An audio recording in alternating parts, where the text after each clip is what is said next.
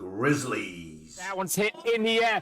Chance here for Reddick along the boundary. Strikers. Lovely shot. Look at this shot. One bounce before. Stallions. Oh, what a catch! And it looks like that's another spectacular catch. Titans. Oh, look at that! Oh, my goodness gracious me! The semi-finals are set for Church Street Park. Join us to preview the Toyota Minor League Cricket Championships final weekend on Emerging Cricket's Minor League Cricket Show.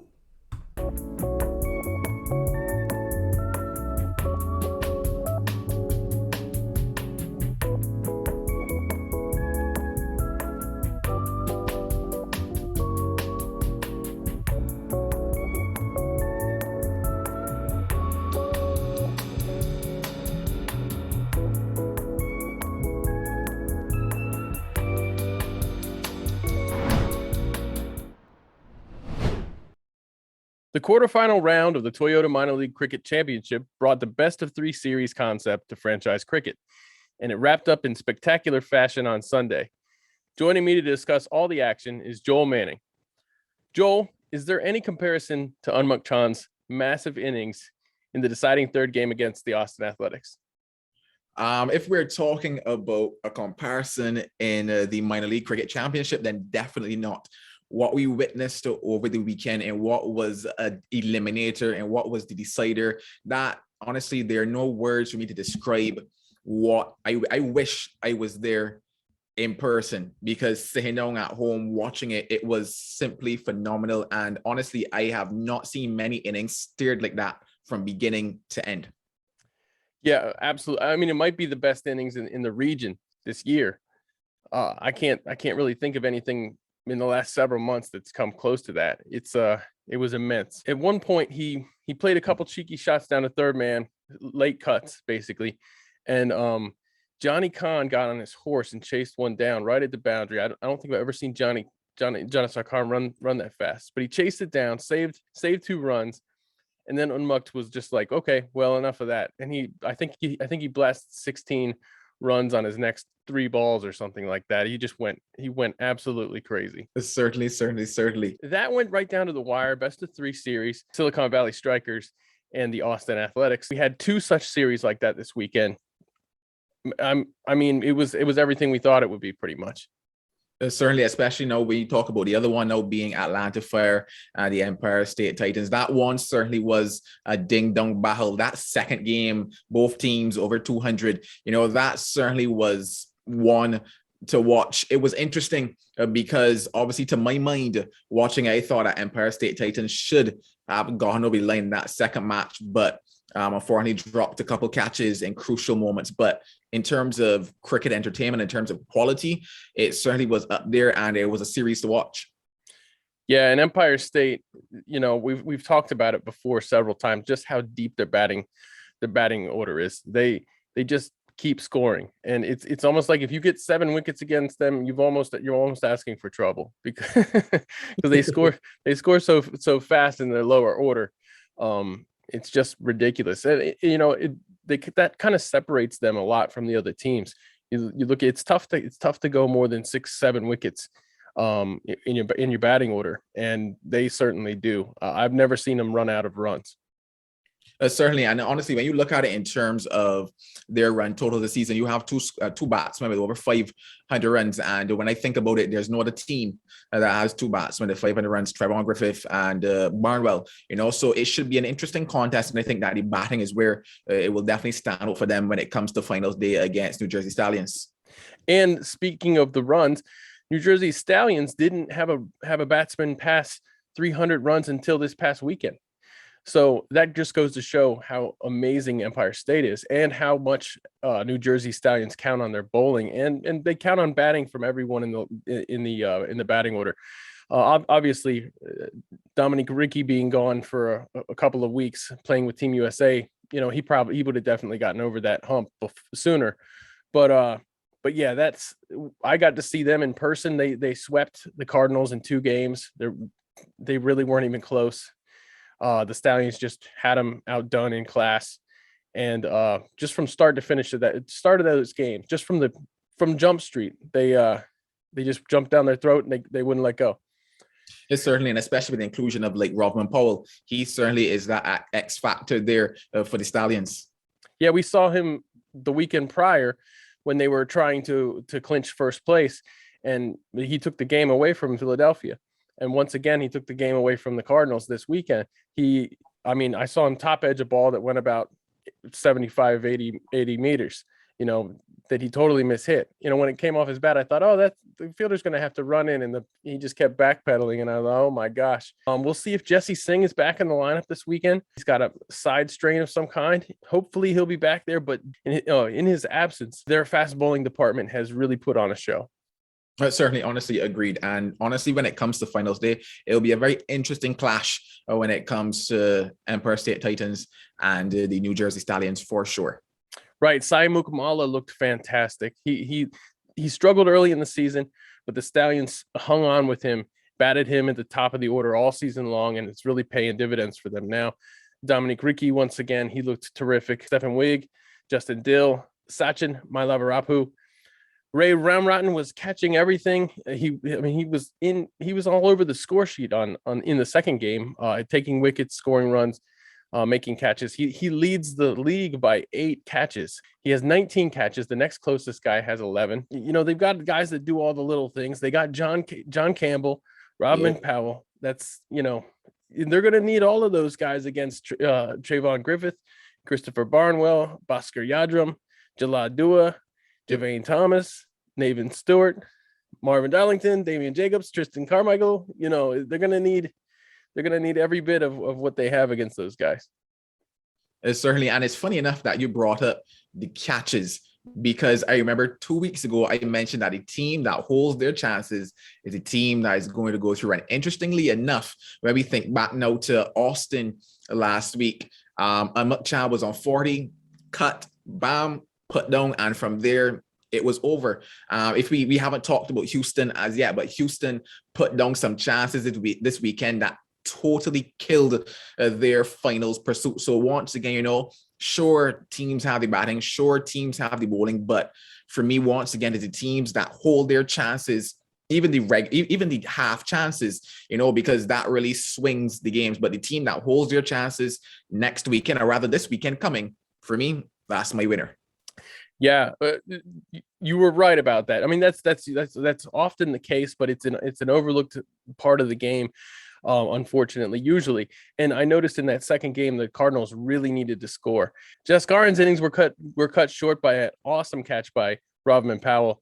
And when you're trying to chase a big total like they were, and they're taking blinders left and right, you just know it's not your day. You just have to have the feeling that you're not going to get there. Stallions made several great plays in the field, and the Cardinals didn't look too sharp in the field. So that was one of the many ways that the two teams set themselves apart from each other. Looking in the West again, Houston failed to win a game against the Golden State Grizzlies at Davis in California. The first game, Houston were within striking distance. They needed 11 runs in the last over. They were on their last wicket. Ali Khan was blasting the ball. He was off strike. They needed to get a single to get him on strike. And instead, Batsubekele takes out the batsman. So, he's putting up the same style of numbers, the same type of numbers he put up in the regular season. He's doing it again in the playoffs. And I'm looking forward to seeing him this weekend at Church Street Park. He gets a lot of movement in the air. That Golden State Grizzlies team, they're a pretty exceptional team. Every team that's left is exceptional. No, honestly, especially when we talk now about Golden State, because they haven't really focused on them a lot. But in terms of the innings that they put together, the likes of Aslam, Azam, and Shazad, these guys are really knocking the ball out of the park, and they're taking advantage of the chances that are being missed by the opposition. So for me, in this game, I think that, funny enough, both sides are evenly matched when it comes to the batting, because on the flip side with Silicon, you have Machan, Jai Syria, the owner, these guys, they're scoring runs. But I think that when you talked about Vaghela, and then we look at the other side, you see Netravalkar and Paradkar, I think that the bowling might decide that final against these two. I think it will come down to the bowling. And with Dave Agnew at Church Street Park. He's the curator. He's there straight from St. Kitts in the CPL, where he curated a pitch. I think they played 36 games on his wicket in the CPL. So he's very good at these types of tournaments at making a good wicket. We saw New Jersey Stallions score in the 180s this weekend. I think we're going to see some big runs this coming weekend at Church Street Park. It is quite possible, and especially with everything that is on the line, these players have not come to go back home empty-handed. So we're certainly in for a treat when it comes to finals weekend. Do you have any predictions? Let me put you on the spot now, finally. Do you have any predictions this week? Do I have any predictions this week? All right, so we're going to start with the Atlantic. New Jersey Stallions, Empire State Titans. East versus East. Yeah. I'll be honest. They're evenly matched across batting and bowling. Well, tip it to Empire State Titans because, you have two players with over 500 runs. But I think that Rovman Powell is the X factor for me. He is a game changer for me. And because of that, I'm going to tip it in the Stallions' favor for that conference.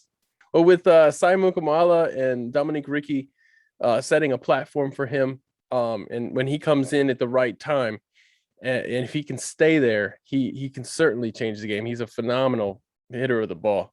Then again, you got Bhaskar Yadram coming in. Mm-hmm. They just don't seem to run out of wickets. The Empire State Titans. So it's going to be amazing to see this game. I think it's going to be. I'm really looking forward to this one because they've already played each other before. They know each other pretty well. Both of them are very hungry to win. The Stallions are an incredibly close team. I saw them in action up close. They're about as close as they look on the screen. And of course, Empire State Titans, very close team as well. So, all I know is whoever wins the party, I'm going to have to try to sneak into that party. That's for sure. It will be a vibe, certainly. But no, honestly, it will be a very, very close encounter. But the thing about, when I think about these T20 games, I always think about a possible X factor. Who is the X factor for me? I expect Trevon Griffith to do well. I expect Barnwell to do well. Barnwell is going to take the innings to the Stallions. He is going to knock it out of the park. But when I think about that small change, that small X factor, I just think that the Stallions might have it.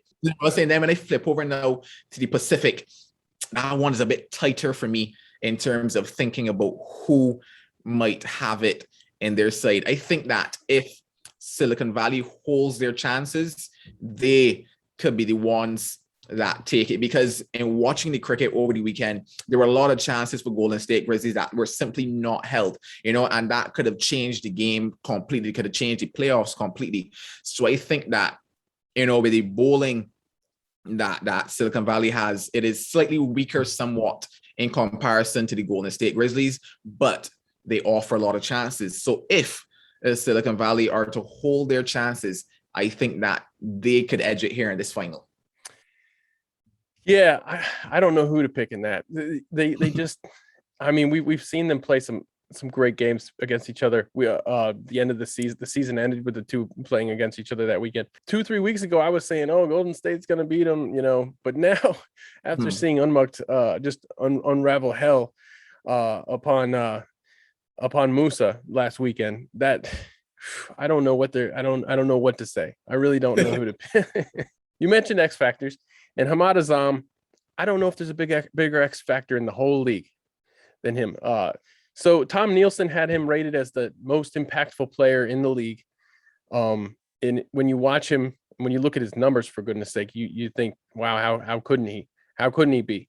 The only thing is, we'll see if he can get in the game early enough to make a big difference. That might be one of those things where we'll definitely see. But when he comes in, the game changes. Certainly, honestly, now you mentioned that in terms of when he comes in, tactics will also play a very big role when it comes to when you get certain players into the game, because as we know, T20 is a very quickly changing game. It evolves very quickly. Tactics do play a big role. Matchups play a big role as well. So certainly, the team that probably has the better tactics as well certainly will come out on top here. Yeah, he's striking at nearly 200 and just doing it every time. So yeah, that's gonna be a great series. But they're both gonna be great series. And then of course when we get to the final, we're gonna have the best of the best playing for everything. And the production's gonna be good. The crowd's gonna be there. It's gonna be this is what we've been waiting for. But certainly, honestly, building up week by week by week, getting to see the players, because when it first started, I was not aware of a lot of players, but watching the cricket, seeing them grow, seeing them develop, and seeing them play this cricket, I am really excited to see now on this final stage, on the big ground at Marsville, what really happens, who handles the pressure the best, who holds their chances, and ultimately who comes out on top. Yeah, it's gonna be great. This is what it's all about, as they say. If you follow the program, then you'll know that I've been featuring Church Street Park action closely this year.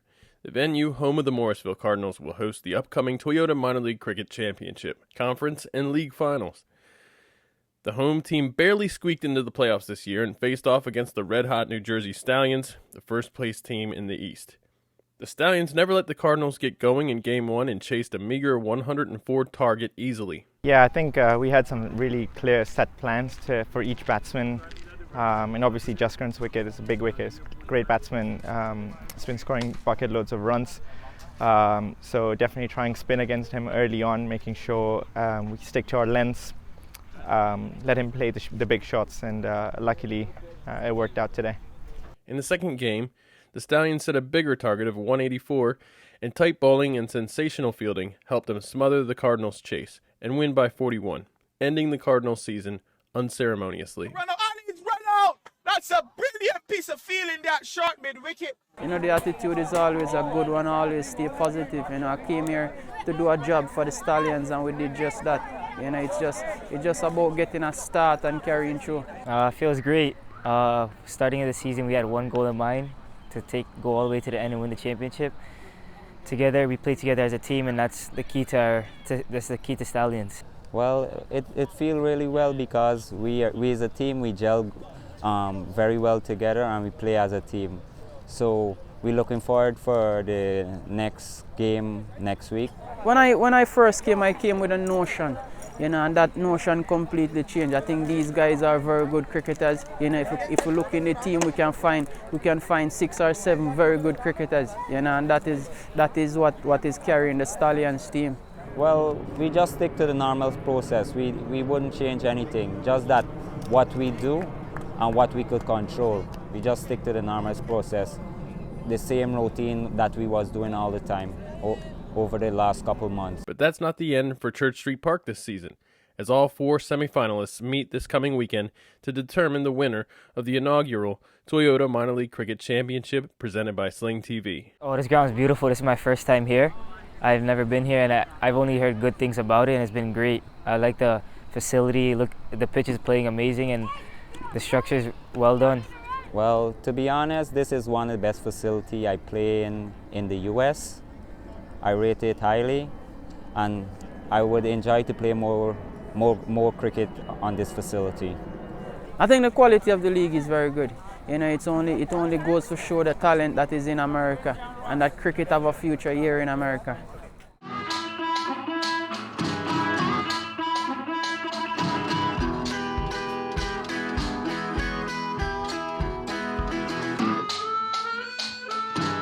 Every week, Aaman Patel has joined me to name the Emerging Cricket Player of the Week, and this week he joins me to name our first playoff Emerging Player of the Week. Aaman, what a season it's been for emerging players, and the playoffs so far have been no different. Who stood out this week? Oh, yeah, it's been a terrific year for emerging players, and it was no different, like you said.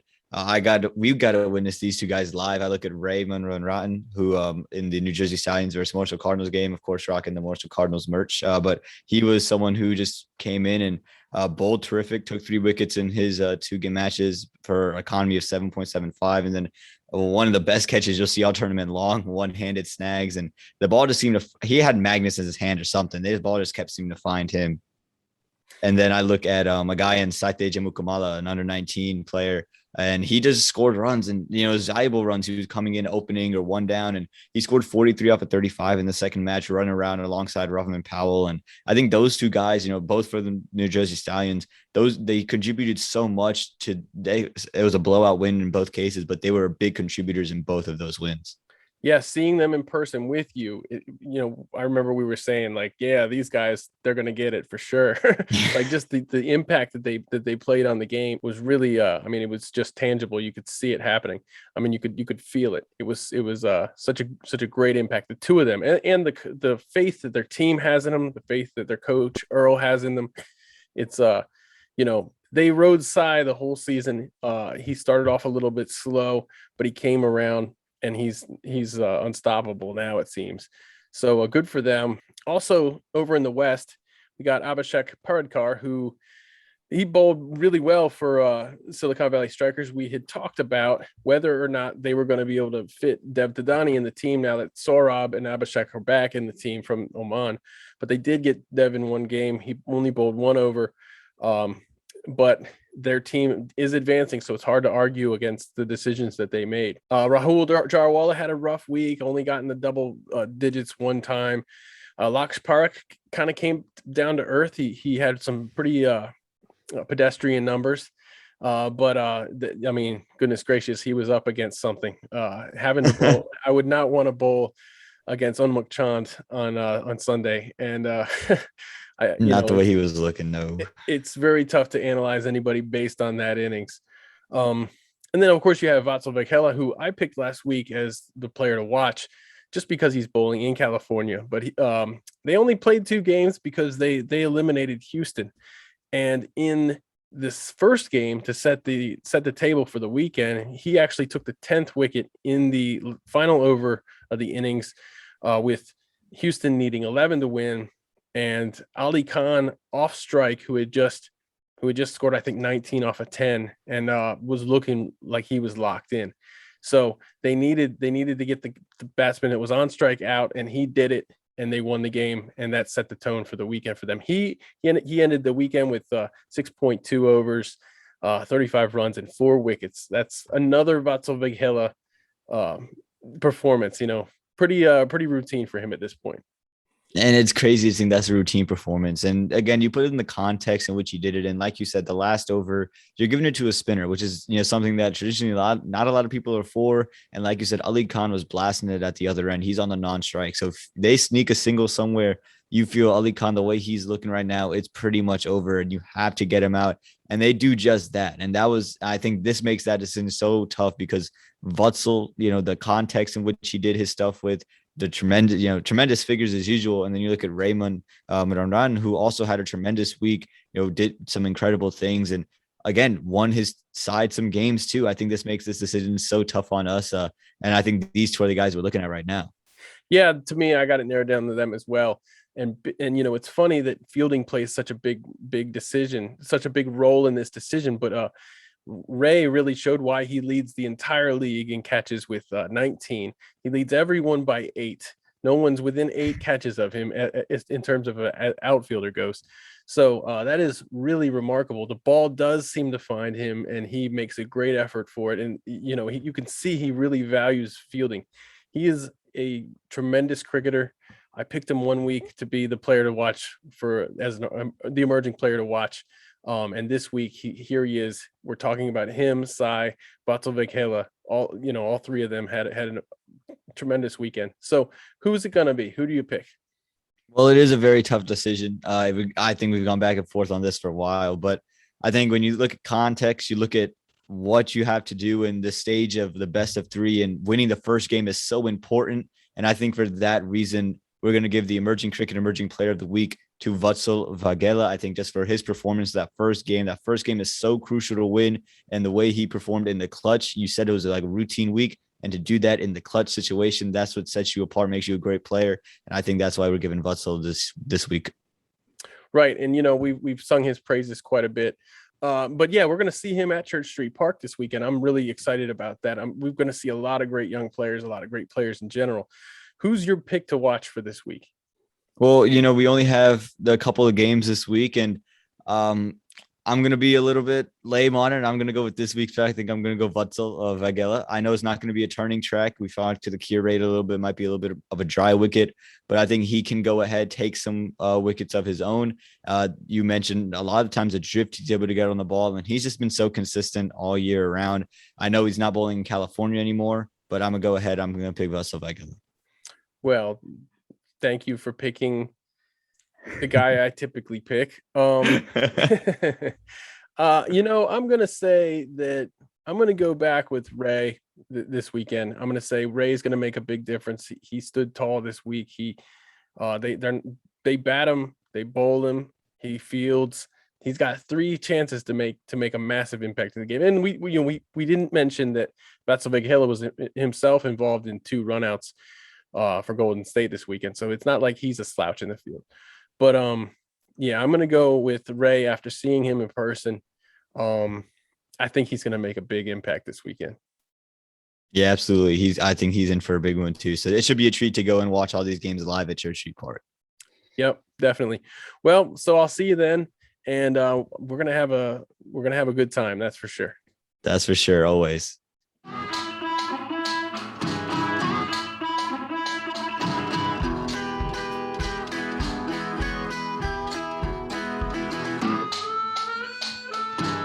I'm delighted this week to have former Pakistan international and current Golden State Grizzlies captain Sami Aslam joining the program.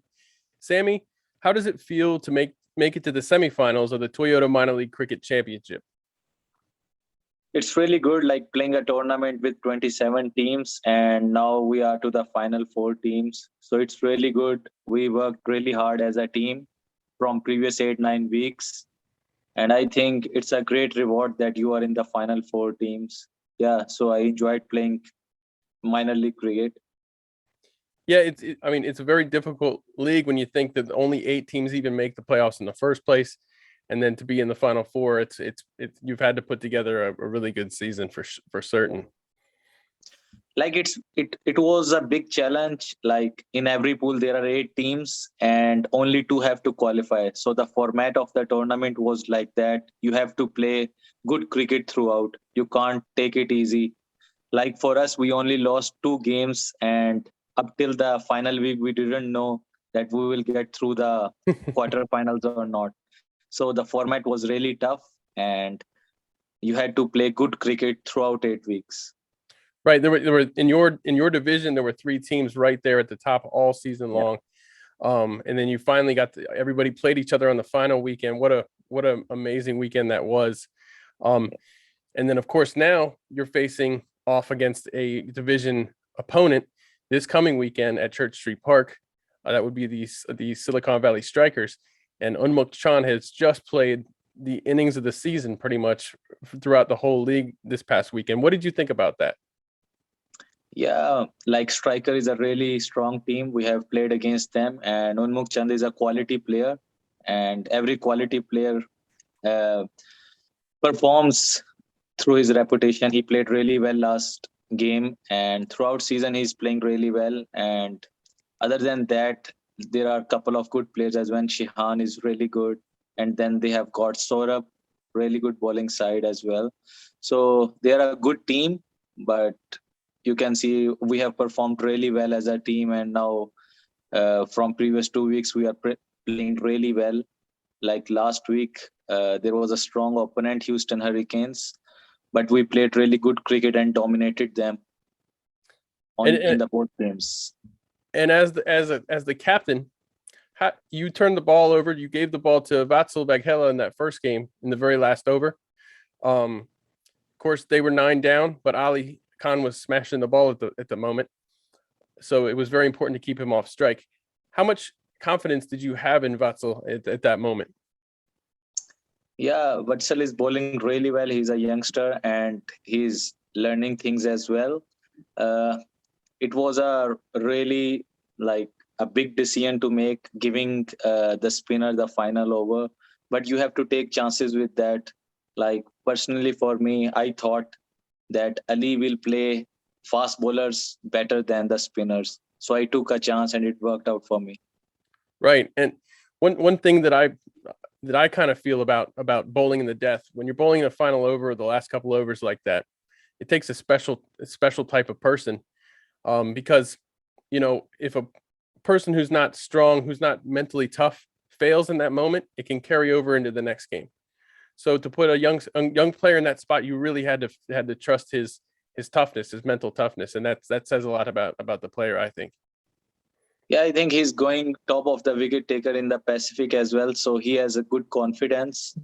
And then in our team, I am giving full confidence to all the bowlers, so there was no pressure on him. I said, take the ball, do your best, and if we hit you for 6 or score those 12 runs, it's okay for me. So that's the confidence I was giving to the bowler. Yeah. So you have to trust that they'll come back the next day no matter what happens, and they'll be and they won't fail because of their failure the previous day if they do. So that's a very big honor, I imagine, for him.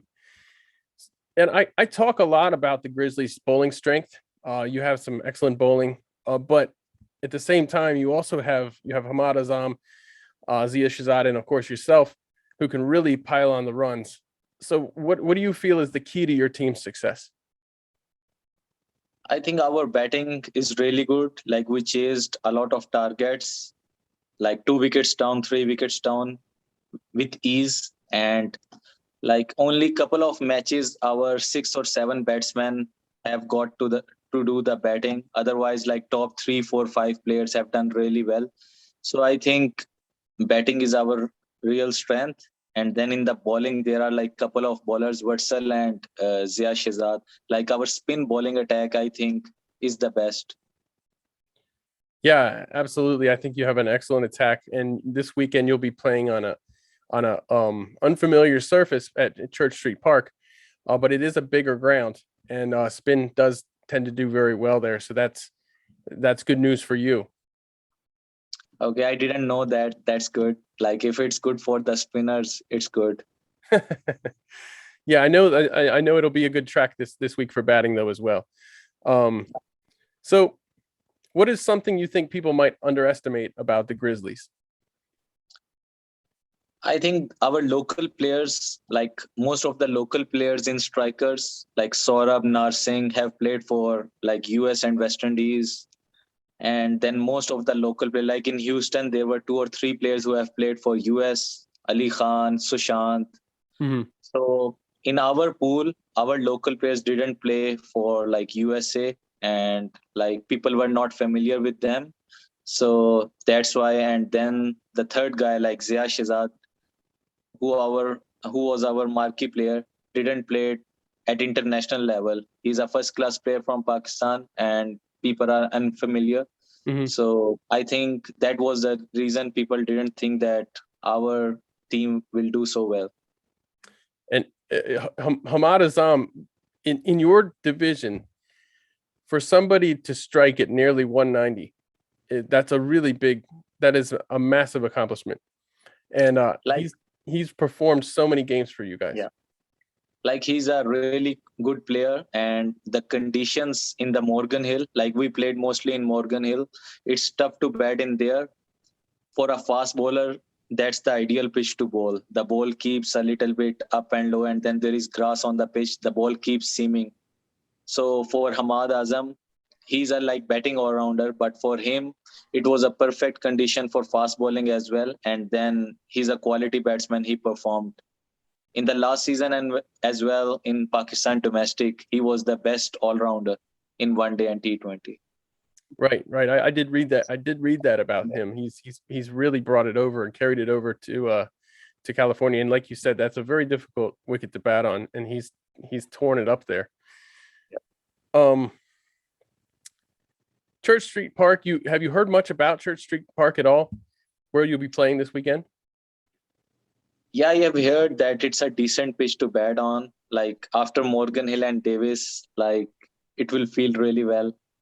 I have played in a couple of grounds like Houston and LA, and I like both of those. Like in USA, these are 2 best pitches I have played on. In LA, Woodley Park, and then Houston. Great. Well, I'm excited to talk to you after the games this weekend. I'll be there myself. So what about the youth in the USA? What's your impression of the youth talent in the United States? The players are really good. I have saw a lot of them in the local tournaments and then in the minor league. Like there is really good talent in the under-19s as well. As you can see, Vatsal is playing, and in our team, Aditya is the other one. So they are really good. And then from the other teams like Sanjay, I personally felt is really good. And then there is a guy in Dallas, Ali Sheikh, is really good. So cricket is, I think, improving in here. And then when these young players will play alongside international players and play in a competitive tournament like this one, I think they will learn and their game will keep improving. And then from the next year when there will be major league, I think there will be a bigger competition. The game will improve and the competition pool will increase, and that will bring the quality to the US cricket team as well. Right. Yeah. A lot of the players that you mentioned, the youth that you mentioned by name, left arm orthodox spinners. So, and I noticed in this league this season, left arm orthodox spinners, well, they tend to do very, very well in the shorter formats, and they are doing well this season. So, batting from the left side and going deep in the innings is very important against bowlers like that. Yeah, I think they are really good and they are performing really well, especially the left arm spinners, I think. Yeah. Yep. And so let me see here. I didn't skip anything.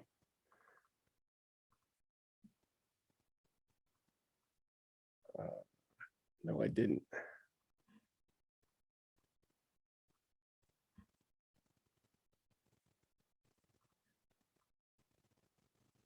Okay. All right. Well, let me wrap it up then. All right. Well, Sami, thank you for joining me. I'm looking forward to seeing you this weekend at the ground and seeing how you guys perform. The four teams remaining are all very, very strong, very deep teams. And as you have pointed out, having good youth on your team gives you a real good edge throughout the season. Now you're in a point where every team seems to have 11 good players. So we'll see how it all shakes out. But best of luck to you. Thank you very much. And hopefully we'll meet after the game. Yeah. And now here for the US. 6. Oh, lovely shot. Look. Back in a beautiful shot.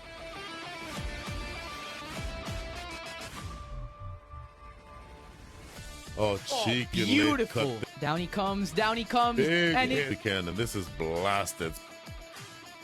Better than anyone else. Six more. Short ball, and it is hit all the way for 6.